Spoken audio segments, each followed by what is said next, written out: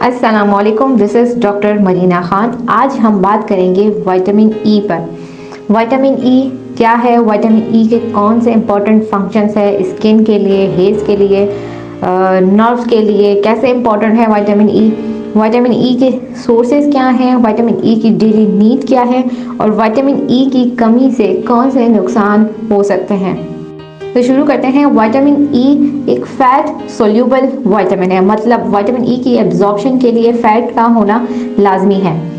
Vitamin E को tocopherol के नाम से जाना जाता है, जिसमें विटामिन ई की डिफरेंट फॉर्म्स आती हैं। अल्फा टोकोफेरोल आता है, गामा टोकोफेरोल आता है, लेकिन इंपॉर्टेंट और बेस्ट विटामिन ई की फॉर्म अल्फा टोकोफेरोल है, जो कि नेचुरली हमें ज़्यादा अल्फा टोकोफेरोल ही मिल रहा होता है। विटामिन ई क्योंकि फैट सॉल्युबल विटामिन है, ये हमारी बॉडी में स्टोर होता है, फैटी टिश्यूज़ में स्टोर होता है, लीवर में स्टोर होता है। विटामिन ई के डिफरेंट फंक्शंस हैं और रेंज ऑफ है फंक्शन, लेकिन विटामिन ई के ज़्यादातर फंक्शंस बेस्ड करते हैं विटामिन ई की एक ही प्रॉपर्टी पे, और वो है एंटीऑक्सीडेंट। विटामिन ई एक एंटीऑक्सीडेंट है। एंटीऑक्सीडेंट्स वो कंपाउंड होते हैं जो कि हमारी बॉडी में जो फ्री रेडिकल्स होते हैं, वो पार्टिकल्स जो फ़ायदेमंद तो नहीं होते हैं, लेकिन हमारी बॉडी की किसी भी सेल को, टिश्यू को, ऑर्गन को नुकसान पहुंचा सकते हैं, उसको डैमेज कर सकते हैं। विटामिन ई उन फ्री रेडिकल्स पर काम करता है और उनको ख़त्म करता है। ये फ्री रेडिकल्स ही होते हैं जो कैंसर भी कॉज कर सकते हैं। तो विटामिन ई की एंटी कैंसर प्रॉपर्टीज़ भी हैं, मतलब विटामिन ई कैंसर से भी बचाए रखता है। विजन में, मतलब बिनाई में विटामिन ई का बहुत इंपॉर्टेंट रोल है। रिप्रोडक्शन में मेल और फीमेल दोनों के रिप्रोडक्टिव सिस्टम के लिए विटामिन ई इम्पॉर्टेंट है। डिफरेंट फंक्शन है वुमेन्स में और मेल्स में। वुमेन्स में मेंस्ट्रुअल क्रैम्प्स में विटामिन ई प्रिस्क्राइब किया जाता है। ये एक स्टडी है कि विटामिन ई मेंस्ट्रुअल क्रैम्प्स में रिलीफ देता है। मेल्स में इनफर्टाइलिटी में विटामिन ई प्रिस्क्राइब किया जाता है। ये भी एक स्टडी से पता चला है कि इनफर्टाइलिटी में vitamin E important role play कर सकता है।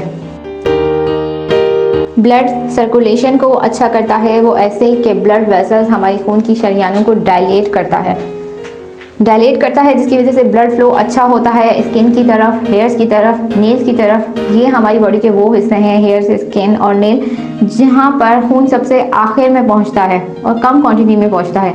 अगर ब्लड सर्कुलेशन अच्छी होगी तो खून जो है वो बालों तक, स्किन तक, नाखून तक अच्छी तरह से पहुँचेगा और ऑक्सीजन और न्यूट्रिएंट का अमाउंट अच्छे से डिस्ट्रीब्यूट होगा। इसी एंटीऑक्सीडेंट प्रॉपर्टी की वजह से स्किन के डॉक्टर्स विटामिन ई प्रिस्क्राइब करते हैं हेयर्स, नेल्स और स्किन के लिए। स्किन को हाइड्रेट रखता है, मतलब स्किन में नमी को बरकरार रखता है, जिसकी वजह से झुर्रियाँ और अक्सर स्किन जो है वो श्रिंकेज नज़र आती है, उसमें लाइंस वगैरह नज़र आती हैं, जो कि एक एजिंग का साइन भी होता है, बढ़ती हुई उम्र का साइन भी होता है। उसके लिए इम्पॉर्टेंट है, स्किन को हाइड्रेट रखता है। स्किन पर वाइट पैचेस आ रहे हैं या ब्लैक पैचेस आ रहे हैं, उसके लिए विटामिन ई अच्छा होता है। स्किन अगर सन बर्न की वजह से डैमेज हुई है, मतलब सूरज की रोशनी में ज़्यादा देर तक रहने की वजह से स्किन या जिल्द झलस गई है, उसके लिए विटामिन ई बहुत अच्छा होता है। यहाँ पर मैं आपको बताऊँ कि विटामिन ई गोरा नहीं करता। विटामिन ई का ऐसा रोल नहीं है कि वो स्किन को लाइट करता है।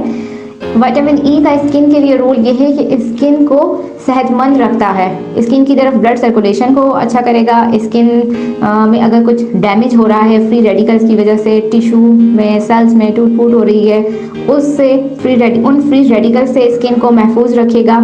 ये रोल होता है विटामिन ई का स्किन के लिए। क्योंकि विटामिन ई एक फैट सॉल्युबल विटामिन है, तो इसलिए विटामिन ई की कैप्सूल्स आते हैं, मोस्टली इम्यून के नाम से आते हैं, एक नोन ब्रांड है।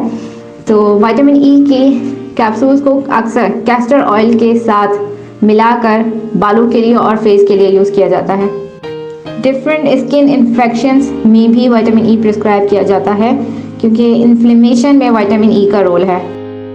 नर्व या मसल्स डैमेज में विटामिन ई का रोल है। विटामिन ई को फूड से भी ले सकता है। डिफरेंट वैरायटी ऑफ फूड्स हैं, फ्रूट्स हैं, वेजिटेबल्स हैं, बहुत ही अलग अलग किस्म के खाने हैं जिनसे हम विटामिन ई ले सकते हैं, और सप्लीमेंट से भी हमें विटामिन ई मिल सकता है। डेली 15 mg विटामिन ई की ज़रूरत होती है ह्यूमन बॉडी में। विटामिन ई का सबसे अच्छा सोर्स है बादाम, इसके अलावा सनफ्लावर ऑयल, पीनट, पालक, मछली, olive oil, mango, blackberries, kiwi,